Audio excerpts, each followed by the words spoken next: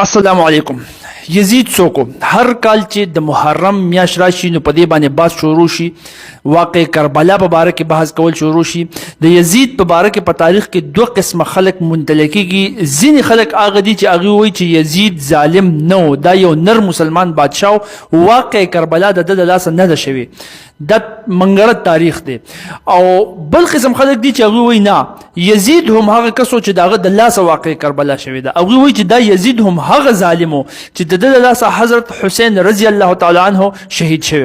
اوس په دې دوانو کې ټیک څوک دی ګوره، سمپل په ساده انداز کې ته یزید وپېژنه، بلا خلک خو یې پېژني نه، صرف دومره اورېدلي چې او به دا یو ظالم سړی او یزید نه دی، دا د یو صحابي زوی و. دغه صحابي نوم او حضرت معاویه رضی الله تعالی عنه. حضرت معاویه رضی الله تعالی عنه څوک و؟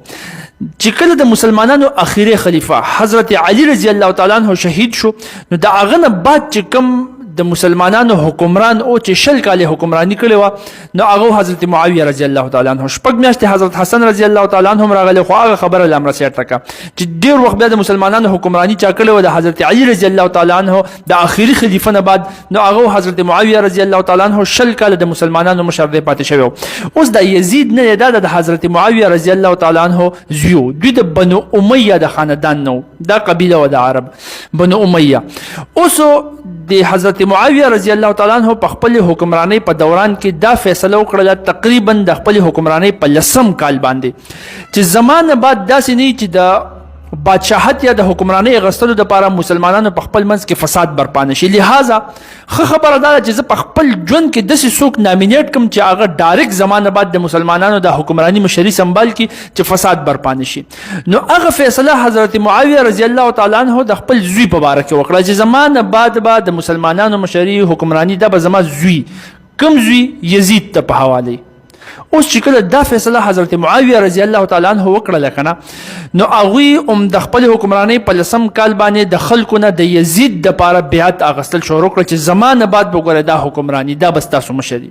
اوس چې کله دا پروسس سٹارټ شو، نو په دې کې ځینې صحابه کرام چې په هغې کې ښکاره نومونه 15 صحابه کرام دي چې هغې د دې سره سخت اختلاف وکړو، د دې سخت خلاف لاړل چې دا خبره بالکل د خلافت د اصولو شرعي اصولو خلاف ده.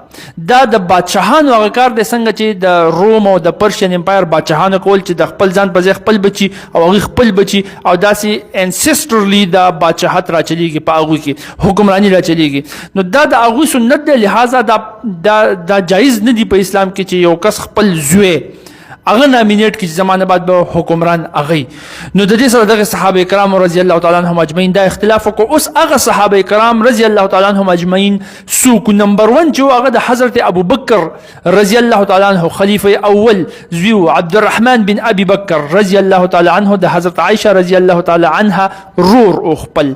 دغه شانته کې دویمو د حضرت عمر رضی الله تعالی عنه د دویم خلیفہ زوی عبد الله ابن عمر رضی الله تعالی عنه. درېمو د حضرت عباس رضی الله تعالی عنہ د پیغمبر علیه السلام چې تر د هغه زوی عبد الله ابن عباس رضی الله تعالی عنہ. څلورم چې هغه د حضرت زبیر رضی الله تعالی عنہ په 10 مبشره کې یو نوموړی صحابي دی حضرت زبیر رضی الله تعالی عنہ، د هغه زوی عبد الله ابن زبیر رضی الله تعالی عنہ.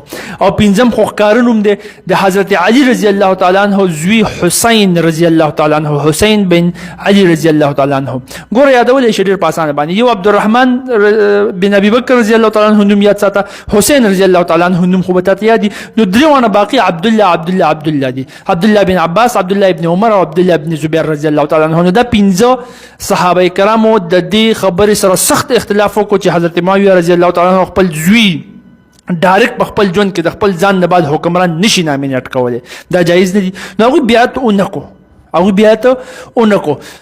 اونکو، خو بس پروسس روانو چلېدو دغه شانتې دو ورته شو. د حضرت معاویه رضی الله تعالی عنہ 20 کال بعد او شو وفات. نو چې وفات وشو په کثیر تعداد کې خو خلکو د یزید بیعت کړو، د هغوی په حکمرانی په دوران کې په 10 کال باندې. نو یزید ایز بادشاه په تخت باندې کېناستو.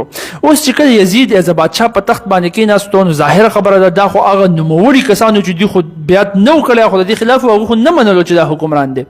نو اوس ګوره چې کله یزید بادشاه شو، په هغه ټایم کې عبدالرحمن بن ابي بکر رضی الله تعالی عنه دوی وفات شوي، دوی نه و. صحیح ده؟ پاتې شو څلور کسان. اوس په دې څلورو کې عبدالله ابن عمر رضی الله تعالی عنه او عبدالله ابن عباس رضی الله تعالی عنه دا دوه کسان. دوی وی چې داسې کار دی ګوره چې اوس د ده خلاف ځي که نه د دې یزید خلاف، نو د دې نه به پیدا کېږي جنگ، فساد به برپا کېږي، او چې فساد برپا کېږي په هغې کې به بلا شی انسانان مري، بېګناه انسانان به پکې مري.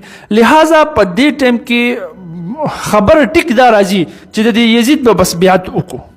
نو عبدالله ابن عمر رضی الله تعالی عنه او عبدالله ابن عباس رضی الله تعالی عنه مصلحت په دې کې وګڼلو چې بس اوس هغه اسم په تخت ناس دی، نو چې فساد برپا نشي نو راشه بیعت یې وکړه. نو دوی ایسته بیعت د یزید وکړو. پاتې شو دوه کسان، عبدالله ابن زبیر رضی الله تعالی عنه، حسین ابن علی رضی الله تعالی عنه. دوی وی چې مونږ خو نه منو، په هر کار او په هر اصول چې مونږ نه منو د بادشاهت بیعت نه کوو. اوس د دوی دوانو په خپل منځ کې لږ اختلاف پیدا شو، وړو کې غونډې اختلاف، او هغه اختلاف دا چې حضرت عبدالله ابن زبیر رضی الله تعالی عنه وی چې ګوره یزید خو نه منو، مونږ بیعت خو نه کوو، خو د ده خلاف چې کوم تحریک مونږ چلو چې دا بادشاهت دی، دا د اسلام د شرعي اصولو خلاف دی، دا مونږ نه منو، هغه تحریک به هم د دې مکې نه شروع کړو. د دې یزید دارالخلافه نه ده په کوم ځای کې چې په تخت باندې ناست و، دا په سیریا کې، په شام کې، په دمشق کې و، صحیح شو، او دوی په مکه کې و. نو عبدالله ابن زبیر رضی الله تعالی عنه وی چې دا تحریک به د دې مکې نه سټارټ کړو، د ځان سره به خلک یو ځای کول شروع کړو. خو حسین بن علی رضی الله تعالی عنه هغه بیا د پیغمبر علیه الصلاۃ والسلام نوسی او د علی رضی الله تعالی عنه زوی و کنه، هغه وی چې نه زم به پسې الته به پسې زما ولته به تپوس کوم چې دا کار ستاسو بالکل شرعا ټیک نه دی، د شریعت خلاف دی، د خلافت د اصولو چې په شریعت کې دي د هغې خلاف دی. نو حسین بن علی رضی الله تعالی عنه، حضرت حسین رضی الله تعالی عنه وی چې دا